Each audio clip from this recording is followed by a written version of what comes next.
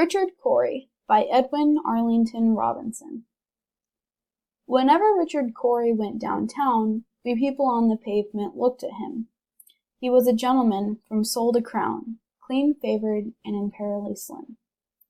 And he was always quietly arrayed, and he was always human when he talked, but still he fluttered pulses when he said, "Good morning," and he glittered when he walked. So on we worked and waited for the light, and went without the meat and cursed the bread.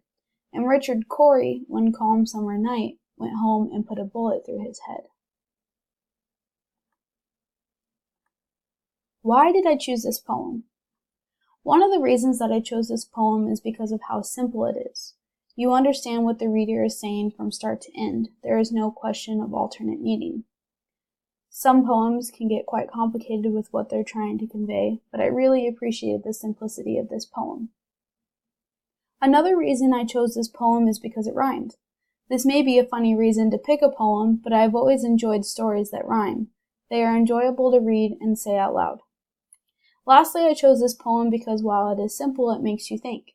Everyone in this town knew of Richard Cory, but it appears Richard Cory had some personal issues that no one seemed to notice.